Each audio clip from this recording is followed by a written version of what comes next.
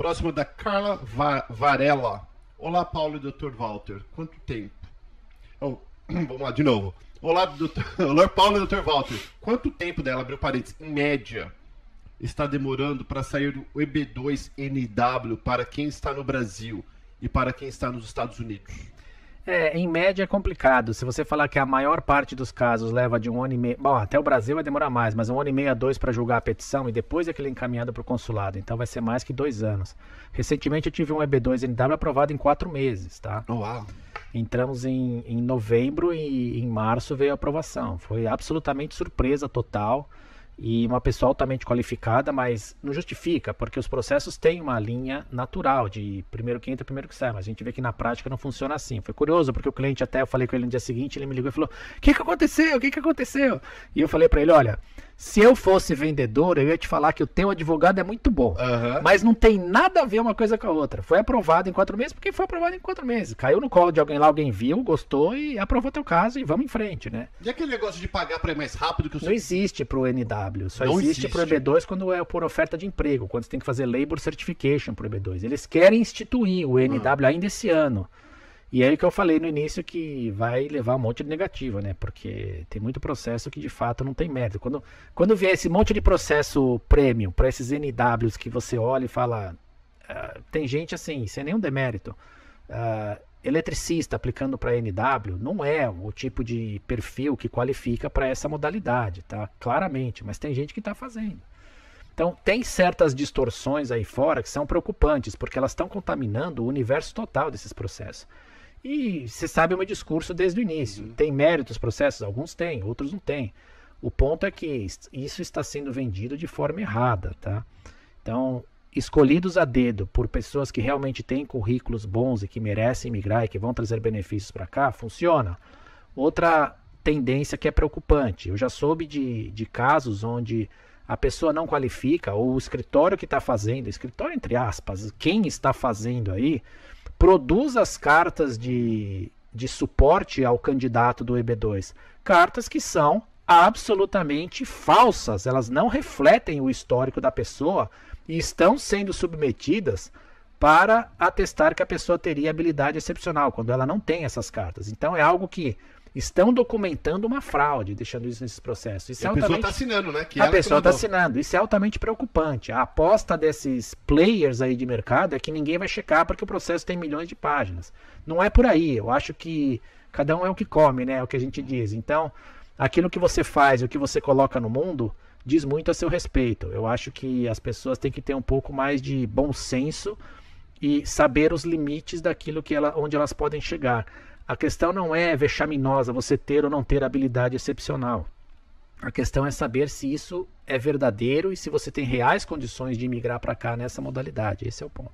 Doutora, é possível, por exemplo, um escritório vamos dar um exemplo do eletricista, nada contra o eletricista. Fez o eletricista e um eletricista conseguiu. E agora ele usa esse como modelo para vender para todos os eletricistas. Então, isso é possível? Mas veja, vamos colocar em contexto. Pode ser. Por uma série de fatores. O processo de EB2, ele tem muitas páginas.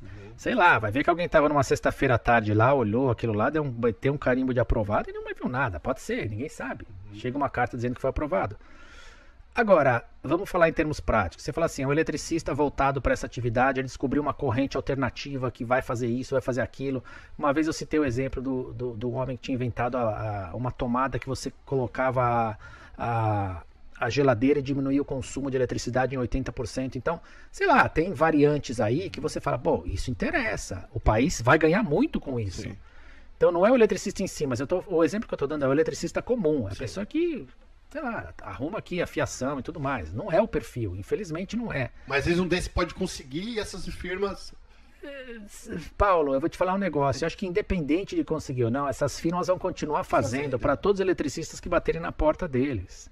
Esse que é o ponto. E dói. Não são concorrentes meus, porque essas pessoas não são clientes, elas não qualificam por EB2. Mas elas estão perdendo dinheiro que às vezes é dinheiro de uma vida para elas. E estão sendo lesadas, claramente. Outra coisa, outra tendência disso. Pessoas que não têm essa qualificação aplicando para EB3 estando ilegais aqui. Continua tendo. Estão fazendo e não qualificam para pedido de perdão. Estão vendendo essa ideia, só que as pessoas não têm qualificação para pedido de perdão. Ideias vendidas por supostos vendedores aí que trabalham com supervisores, que trabalham com um advogado, mas estão jogando isso para frente. É lamentável. Deixa eu fazer outra pergunta legal, não sei se o senhor pode me responder, o senhor sabe me responder. Vou dar um exemplo, Paulo, eu não faço isso, mas dou um exemplo eu para não comprometer ninguém. Eu tenho bastante acesso, muitas pessoas no canal Perguntas. Daí amanhã eu vou virar um consultor. As pessoas vão ir até a mim e vou falar, você se qualifica para o EB2NW. E mando para o advogado XYZ. Isso é legal ou é ilegal? Eu não sou advogado, nunca estudei para isso. Eu só sou bom, de tanto que fiz vídeo com o Dr. Walter Santos, eu me sinto um advogado agora. Só que eu não falo que eu sou advogado, eu sou um consultor. Gente, eu não faço isso, deixa claro, se os caras vão pegar meus pedacinhos aqui e montar coisa. Né? Mas estou dando um exemplo porque eu conheço pessoas que vivem disso. Eu não sei se é legal ou ilegal. E eu estou perguntando pro senhor. Veja, o advogado não pode fazer solicitação de trabalho. Eu não posso iniciar um contato com alguém e falar pro Luiz, Luiz, quer fazer um EB2NW? Vamos fazer? Eu não posso. Eu tenho que sempre esperar ser contactado pela parte interessada. Algumas pessoas colocam intermediários para fazer isso. A gente chama, por exemplo, no âmbito dos acidentes de erro médico, acidente de carro, eles têm os ambulance chasers, os perseguidores de ambulância. Pessoas que ficam ouvindo os canais de rádio de polícia, né, e do 911, e manda alguém para lá, para o hospital, para ver se a família precisa de alguma coisa. Ele não é advogado, porque isso é uma infração disciplinar o advogado fazer isso. Eu pensei que o advogado, que a gente tem o ambulance chaser, que é o porta de cadeia que a gente fala no Brasil. Mas não é o advogado, nem ninguém do escritório. É uma empresa à parte. Entendi. É uma interposta pessoa. É alguém que chega lá e fala, eu soube, vim ver se vocês precisam de alguma coisa. Não, aconteceu, então eu tenho um advogado para te indicar. Aí faz isso. Aí liga para o advogado na presença da pessoa e estabeleceu a conexão cliente-advogado. É óbvio que isso não dá legalidade à circunstância, mas acaba passando lotado. E, de novo, a consciência de cada um responde por isso. Então, e muitas desses EB2 fazem isso. Você vê que os anúncios, você não vê escritórios, bom, alguns até você vê, mas na maioria você vê intermediários dizendo, são aquelas empresas de assessoria que você qualifica, eles ficam recrutando e mandando para o advogado, e elas são remuneradas. E aí entra outra infração disciplinar, porque o advogado não pode pagar um terceiro. Comissão. Não pode, é proibido. O advogado só pode pagar um outro advogado se esse outro advogado também atuou na causa onde ele está atuando. Então, por exemplo, se eu tiver vamos usar o Ben, nosso amigo aí que cuida de acidente de carro. Se eu mandar um cliente para ele não pode me dar comissão. Mas se eu atuar no caso junto com ele pode me dar uma parcela, tem um valor lá máximo que ele poderia dar. Então tem limitações estabelecidas pelo regulamento dos advogados em cada estado, isso varia de estado para estado. Então as circunstâncias são bem limitadas, bem definidas. Isso é uma forma de burlar o sistema e depois até o advogado jogar culpa nesses intermediários. Você vê que você vai criando um obstáculo, a pessoa não chega até o advogado, né? Cara. Ela vai lidar sempre com aquela empresa preparatória, quer dizer, o advogado que faz isso está insulado. De novo, é a consciência de cada um. Eu não quero fazer processos que eu sei que não tem chance de dar certo. Tem que ter pelo menos 51% de chance de dar certo. Entendi. Então essas pessoas... Eu até conversei com uma pessoa e falei, isso é legal. Ela não soube me explicar direito se era legal ou não, mas o que ela fazia e tá ganhando muito dinheiro, aparentemente, que ela falou pra mim. Dinheiro sujo. Então, lembra, pessoal, deixa eu falar pra vocês, então. Quando alguém falar pra se você qualifica, pergunta, você é advogado? Porque se não for, existe o problema da comissão. Não estou falando que você não qualifique se é certo ou errado. Mas cuidado com o teu dinheirinho, porque quem trabalha com isso, no caso do Dr. Walter Santos, e eu que não trabalho com isso, também recebo vários e-mails de pessoas que falaram que eram especiais e não foi tão especial na hora do processo, que aí depois não adianta falar mal do outro cara, do outro advogado também. Não adianta falar mal do advogado que você que quis, porque se você é especial, você sabe. Você sabe que você é... É ou não é, doutor? Não tenha dúvida. Não tenha dúvida. Quando estourou, esse visto sempre existiu por muito tempo e é reservado uma categoria diferenciada de pessoas que são muito bem sucedidas naquilo que fazem. E de repente isso se tornou coisa comum. E eu sempre disse que se todo mundo é especial, né, se todo mundo é excepcional, é todo mundo normal, porque esse é o novo padrão. Quer dizer, todo mundo tem essa pecha, né, de excepcional, então todo mundo é normal. Então mudou. As primeiras consultas que começaram a surgir assim, como você percebe que na mesma semana aparecem 3 perguntas idênticas de coisas que nunca apareciam. E eu falei, olha, diga para a pessoa que você só paga depois de aprovado. Pronto. Se o cara garante que você é tão bom assim, por que não? Exato. Então deixa eu dar um conselho para as pessoas que estão pensando ou que estão seduzidas pela ideia, porque a ideia é muito sedutora, é muito conveniente, né, esse tipo de visto. Vou dar um conselho. Você que já contratou alguém ou que alguém está fazendo seu processo, antes de enviar o processo, peça para ver todas as páginas do seu processo.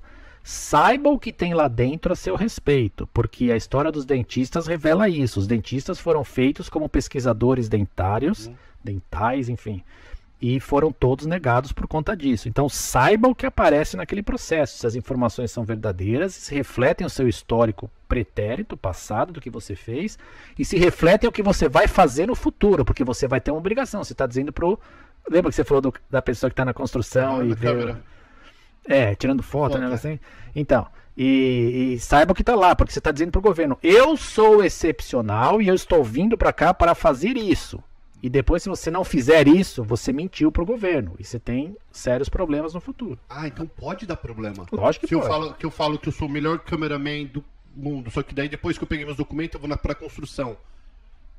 Isso pode dar problema? Pode, sem dúvida. Porque foi uma troca, né? É a mesma coisa que você casar com alguém e não morar com a pessoa. Entendi. É problema. Deixa eu pegar a próxima pergunta. É problema. Pessoal, por isso que você precisa contratar um advogado que seja honesto, que faz a coisa certinha. Porque mesmo, deixa eu falar uma coisa pra você, mesmo que você conseguiu o documento agora, você tá de rabo preso. Por quê? Porque ainda você é bocão e contou pra todo mundo. além de tão esperto que você é, você fala pra todo mundo a coisa errada que você fez. Aí você fica de rabo preso com as pessoas e a pessoa pode te denunciar online aí. Vai dar alguma coisa? Não sei. Pode dar? Pode. É igual morar aqui ilegal, né? A pessoa pergunta pra mim, morar ilegal, você é deportado? Não sei. Pode ser deportado? Pode. Se eu pegar meu carro aqui, Dr. Walter Santos, e correr que nem um louco na I4, eu vou tomar multa? Não sei. Posso tomar multa? Posso. Pode. É o risco que cada um acha se deve correr ou não. As pessoas têm a falsa impressão de que falar uma língua estrangeira, português, aqui dentro dos Estados Unidos, insula elas de qualquer prejuízo, de que ninguém está ouvindo, ninguém está prestando atenção, ninguém sabe o que está acontecendo. Mas o processo é em inglês e as determinações que você faz lá dentro, né, as suas declarações, são em inglês e dizendo o que você faz. Quer dizer, aquilo te vincula. E o dia que te pegarem, colocarem na parede e começar a falar um monte de coisa, eu já vi as pessoas falando, mas não fui eu que fiz. Tem casos clássicos, Paulo, de que pegaram e a pessoa tinha informação falsa ou que não correspondia. É frustrante, porque contamina a nossa comunidade, piora a percepção que as pessoas têm de brasileiros e contamina os processos bons, né? Aqueles que você fala, esse de fato tem mérito, mas deixa de ser acreditável porque é de brasileiro. Infelizmente acontece.